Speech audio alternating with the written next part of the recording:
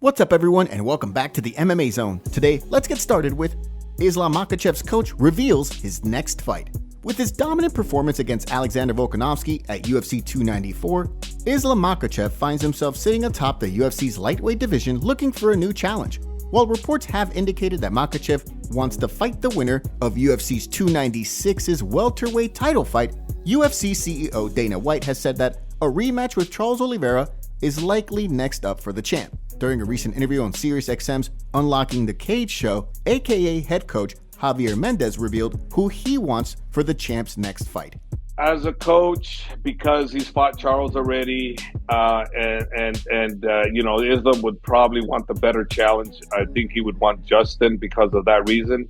But let's face it, Jimmy, you and I know, you and I say this, we say that. The UFC looks at what's going to make the most money. They're going to go what's going to make the most money, not what's rightfully this or rightfully that. Although Gaethje has already made his case for a crack at the title following Makhachev's win over Volkanovski, it sounds as though the UFC is going to go in another direction and book Makhachev versus Oliveira 2.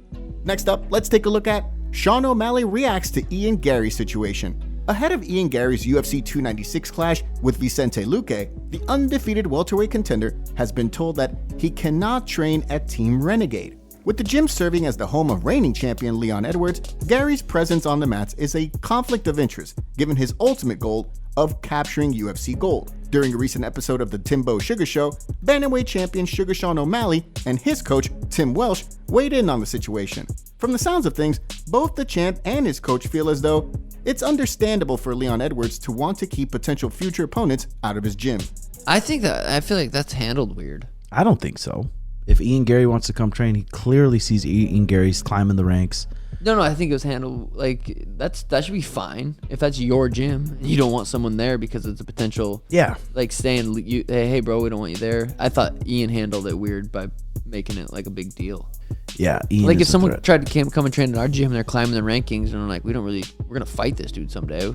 Let's tell him, hey, go train somewhere else. Currently, Garry is ranked number 10 at welterweight, with his upcoming opponent, Vicente Luque, ranked number 9. Although the undefeated Irish star remains on the verge of a breakthrough at 170 pounds, with a big victory, he could find himself fighting a top 5 ranked contender, meaning a potential scrap between Garry and Edwards could be less than 2 years away. Of course, first, he'll have to make it through a very tough test in Vicente Luque in December. Next up, let's take a look at Alex Pereira reveals shocking news. Alex Pereira is already a 2-division Glory Kickboxing champion and former UFC champion, with a chance to become a 2-division UFC champion at UFC 295. However, Poatan recently teased a move that made headlines.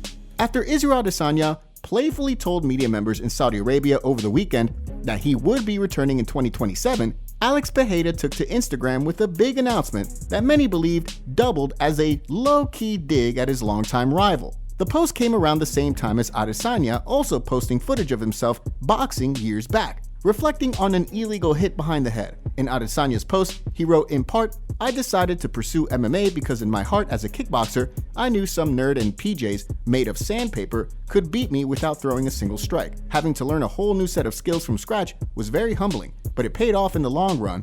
It was fun, but I'll never box again. I prefer to use all my weapons in a real fight." Pereira also posted a clip of himself in the ring, along with the caption, "Maybe I'll do a boxing fight in 2027, seemingly referring to Adesanya's return timeline given in Saudi Arabia over the weekend. Of course, recent footage of Pereira holding his own while sparring against a pro boxer has also gone viral in recent months, creating quite a bit of buzz around the MMA community.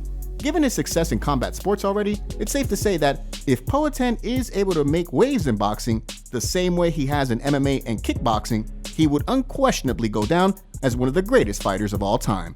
Now, let's shift gears and take a look at Nate Diaz offered $15 million for MMA fight. After Nate Diaz submitted Tony Ferguson at UFC 279, he made it clear that his ultimate goal was returning to the UFC one day. In the wake of his loss to Jake Paul, many have questioned what the Stockton superstar's next move may be.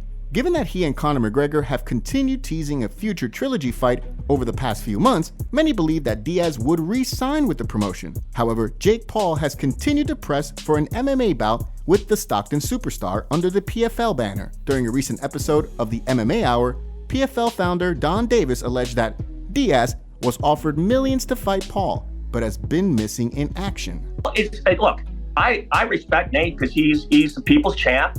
He's a man's man. His stand-up is all stand-up. But he said, I'll do it in the PFL Smart Cage, 2 minutes to you after the fight. He's got a standing offer of between 10 and 15 million, and he's hiding behind a rock. Of course, as many were quick to point out in the replies, Diaz has indicated that he wants to have a rematch with Jake Paul in boxing and has shown little interest in competing for any other MMA promotion besides the UFC. The accusations against Diaz come as the PFL looks to take a big step towards establishing dominance in the market. According to a report from Al Zulino this week, the PFL has finalized the deal to purchase Bellator and run the two companies separately until 2026 before merging. So far, neither of the two companies have confirmed news of the sale. However, locking Diaz down for a fight in the Smart Cage would undoubtedly be a massive milestone for the promotion. Next, let's take a look at Khabib reflects on tough decision.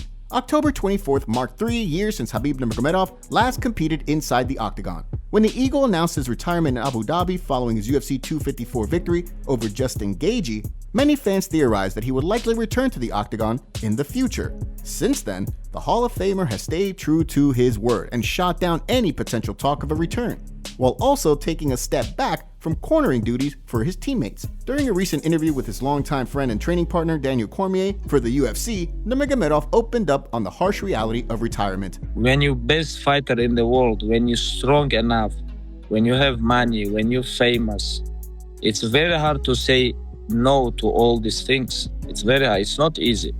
It's not easy just saying no, 20, 30, 40 million dollars. But for myself, it's not everything. This is not most important. It was not easy decision, but if I decide, just decide. It's finished. I leave this alone. I am happy. And I never regret with my decision. Never. While fans have continued to hold out hope for Nurmagomedov returning to action someday, he has remained steadfast in maintaining his retirement. Next, let's take a look at Justin Gaethje taps out wrestling against Bodyguard. Although Justin Gaethje was in attendance at UFC 294 to corner his friend and teammate Kamaru Usman, the BMF also managed to have some fun of his own. In a viral video that has continued to circulate over the past week, Gaethje can be seen out at a club, playfully grappling with a man who reportedly does security work for the Nelk Boys. As the two men grapple amid the benches, the security guard grabs a Kimura on Gaethje, who taps out before then briefly flashing a smile on camera. The footage received widespread attention from fans, with many joking that the UFC should sign the security guard to fight at heavyweight. Anyway, that clip wasn't the only one of Gaethje going viral from UFC 294. A separate video of Kamaru Usman pranking the sleeping BMF has also gone viral this week, as the highlight continues to make his case for a crack at Islam Makhachev in the wake of his recent win. Dana White fired Israel Adesanya's teammate Blood Diamond from the UFC. Blood Diamond had a professional record of 3 wins and 3 losses, and all 3 of his losses were in the UFC, where he was 0-3. Many fans speculated that he only got his UFC contract because of his close relationship with Izzy. Here's what they had to say. About time. Dan Hooker next. He only lasted this long because of Izzy anyway. With Izzy retired, no need to keep him. Worst UFC fighter I've ever seen in my life, and I'm counting CM Punk. It was bound to happen. Unfortunately, Izzy could only do so much for him. John Jones and Ariel Helwani went back and forth on Instagram in a heated exchange. John said, and John Jones says you were looking what? You're such a backstabbing talker, bro, and you wonder why I haven't given you an interview in years. At Ariel Helwani. And Ariel replied by quoting John, saying, I'm here. Francis had the opportunity to face me, and he opted out of the opportunity. If anyone should be criticized, it's Francis Ngannou. If I'm correct, he was offered the biggest contract in heavyweight history. Had the opportunity to be a guy to dethrone me. He didn't believe in himself. Francis didn't believe in himself. He was willing to gamble on himself. Calling yourself the baddest man on the planet from across the street, who does that? And Ariel then said, sorry I didn't finish my thought there. That's my bad, but that's what I was referencing. Hope you make a speedy recovery. Next, let's take a look at Francis Ngannou sends message to UFC roster. After Francis Ngannou shocked the world and went the distance with Tyson Fury in Saudi Arabia, while also knocking down the heavyweight champion, many were quick to wonder what UFC president Dana White thought of the praise the Predator was receiving for his performance. During Monday's episode of the MMA Hour, Ngannou addressed the situation, while also reflecting on his former boss, saying that he was in pursuit of easier fights. Who cares? Dana White feel like Dana White feel. I feel like I feel. Personally, I feel great. I think you have to send him an invite so you could ask him. I would like to know too. Okay. Okay. So what would you say to Dana if you saw him now? What do you think you would say to him? I don't know. Why would I say something to him? Do you think he's happy for you? We have to ask him. But I don't know. I'm not sure though. I'm not sure because he's been throwing little stone on my way like this, little, like trying to talk me like. You didn't want the tough fights. You were looking for easy fights. You were looking for an easy situation. You know. We can hold it up into that. We know Dana is Dana. He said what Dana said, and which does most of the time mean anything. I'll let you go. Yes. So you mean like a lesser fighter like Tyson Fury, right? Yeah, exactly. That's what I wanted. Yeah. As Ngannou concluded, while things have worked out great for him since he departed from the UFC, if he had never signed with the PFL or competed against Fury, he still wouldn't have done anything different. On the heels of his impressive boxing debut, Ngannou's next fight could wind up being another spectacle. He and Deontay Wilder are in discussions to fight one another.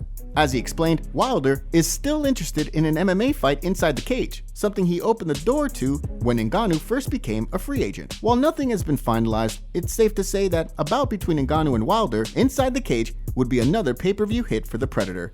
Tyson Fury, Francis Ngannou boxing match? No, this fight that took place this last weekend. Francis Ngannou, who is the UFC heavyweight champion, he vacated the belt so he could take this fight with Tyson Fury. This was his dream fight. Tyson Fury, who's the lineal heavyweight champion.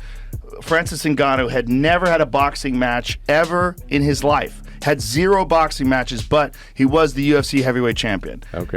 Knocked down Tyson Fury in the 3rd round.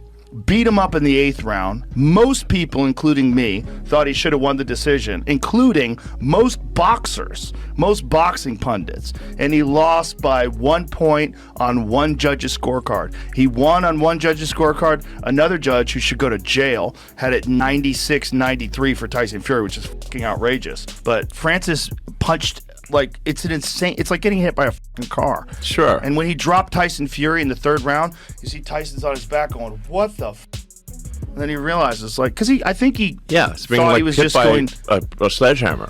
Well, he thought he was going to run him over because he's the boxing heavyweight champion. He's like, there's no way this guy could box with me. He even said at the beginning of the fight, it's time to go to school. And then Francis said at the end of the fight, you are a shitty professor.